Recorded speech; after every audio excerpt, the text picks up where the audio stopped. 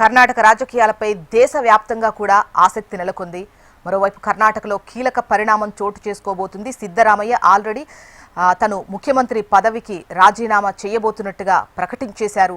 మరి ఏం జరగబోతుంది డీటెయిల్స్ అందించేందుకు రీజనల్ కోఆర్డినేటర్ ప్రవీణ్ మనకు లైవ్ లో సిద్ధంగా ఉన్నారు. ప్రవీణ్ చెప్పండి, ఒకవైపు సిద్ధరామయ్య ముఖ్యమంత్రి పదవికి రాజీనామా చేస్తున్నట్టు ప్రకటించారు, బట్ గవర్నర్ అందుబాటులో లేనట్టుగా తెలుస్తోంది. మరి ఏంటి ప్రక్రియ కొనసాగేటువంటి అవకాశాలు ఉన్నాయా? మరింత ఆలస్యమయ్యేటువంటి అవకాశాలు ఉన్నాయా? జోష్నా, ప్రస్తుతం అయితే సీఎం అధికారిక నివాసం కావేరీలో బ్రేక్ఫాస్ట్ మీటింగ్ కొనసాగుతుంది. మీటింగ్కి డిప్యూటీ సీఎం డీకే శివకుమార్తో పాటు మంత్రులు, ఎమ్మెల్యేలు, ఎమ్మెల్సీలు చాలా మంది హాజరవున్నట్లు మనకి తెలుస్తుంది. అయితే ఈ బ్రేక్ఫాస్ట్ మీటింగ్ తర్వాత సీఎంతో పాటు పలువురు మంత్రులు నేరుగా లోక్ భవన్కి వెళ్లే అవకాశం ఉంది. లోక్ భవన్లో గవర్నర్ చీఫ్ సెక్రటరీకి రాజీనామాను లేఖను అందిస్తారు. గవర్నర్ నిన్న ముంబై వెళ్ళినట్లు కూడా సమాచారం ఉంది. ఏదైతే తన సమీప బంధువులు అనారోగ్యం దృష్ట్యా ఆయన పరామర్శించేందుకు ముంబై వెళ్ళినట్లు కూడా తెలుస్తుంది. థవర్చంద్ గెహ్లట్ గవర్నర్ రేపు అందుబాటులో ఉంటారని చెప్పి కూడా లోక్ భవన్ వర్గాలు చెప్తున్న నేపథ్యంలో ఈ రోజు అయితే సీఎం ముందుగా అనుకున్న ఆ టైంకి బ్రేక్ఫాస్ట్ మీటింగ్ తర్వాత ఆయన లోక్ భవన్కి వెళ్లే అవకాశం ఉంది. అక్కడ గవర్నర్ సెక్రటరీకి తన రాజీనామా లేఖనిస్తారు. అయితే ఈ ప్రాసెస్ రాజీనామా మీద సెక్రటరీకి ఎటువంటి నిర్ణయం తీసుకునే అధికారం అయితే ఉండదు. గవర్నర్ వచ్చిన తర్వాత మరోసారి సీఎంని పిలవడం కానీ లేదా సీఎం పోయి కలవడం కానీ జరిగే అవకాశం ఉంది. అయితే సీఎం కలిసిన సందర్భంలో రాజీనామా మీద ఆయన స్పష్టత కోరే అవకాశం కూడా ఉంది. ఇచ్ఛాపూర్వకంగానే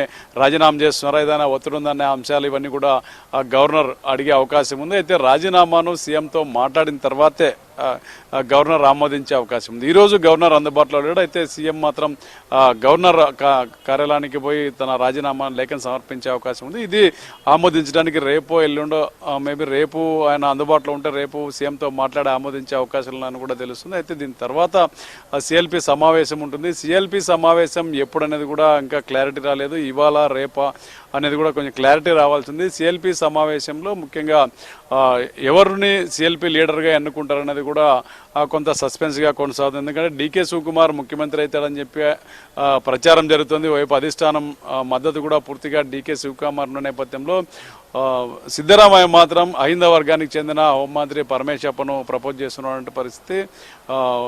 ఏఐసీసీ పెద్దలు చెప్పిన నేపథ్యంలోనే రాజీనామా చేస్తున్నారు. అదేవిధంగా తన వర్గానికి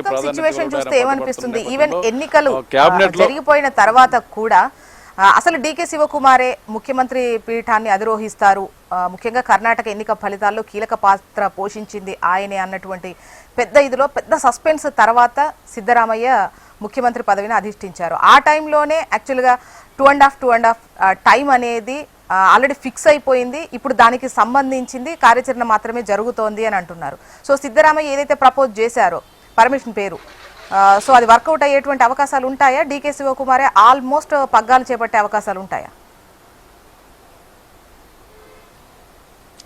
అంటే ప్రధానంగా ఏదైతే కాంగ్రెస్ లో యారు సీఎం అనే ఎన్నికల తర్వాత ఒక వివాదం వచ్చిన నేపథ్యంలో దీంట్లో అప్పట్లోనే ఒక ఒప్పందం జరిగిందని ఒక ప్రచారం జరుగుతుంది. 2.5 సంవత్సరాలు ముందుగా సిద్ధరామయ్య సీఎంగా ఉంటారు, తర్వాత 2 సంవత్సరాలు డీకే శివకుమార్ ఒక ఒప్పందం జరిగింది అనేది ప్రచారం. ఈ ప్రచారానికి సంబంధించి గత నవంబర్ 20కి సిద్ధరామయ్య ముఖ్యమంత్రిగా పగ్గాలు చేపట్టి 2.5 సంవత్సరాలు పూర్తయిన నేపథ్యంలో నవంబర్ నుంచే వివాదం నడుస్తుంది.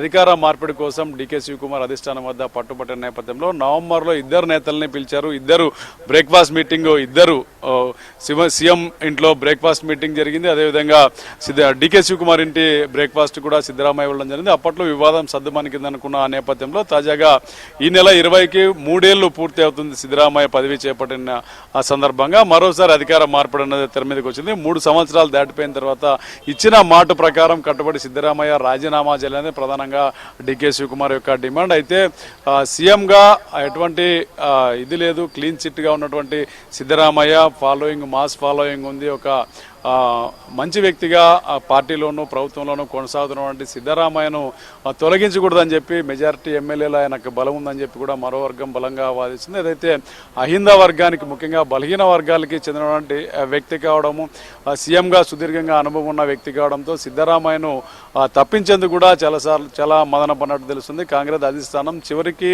ఈ నెల 24న కేసీ వేణుగోపాల్ నుంచి ముఖ్యమంత్రికి డీకే శివకుమార్ ఇద్దరికి ఫోన్ వచ్చింది ఢిల్లీకి రమ్మని. 2 రోజుల క్రితం ఢిల్లీలో ఇందిరాభవన్ లో సుదీర్ఘంగా మంతనాలు జరిగాయి. ఏఐసీసీ పెద్దలు రాహుల్ గాంధీ, ఖర్గే, అదేవిధంగా కేసీ వేణుగోపాల్ తో పాటు రాష్ట్ర వ్యవహారాల ఇన్ఛార్జ్ సుర్జిత్ సింగ్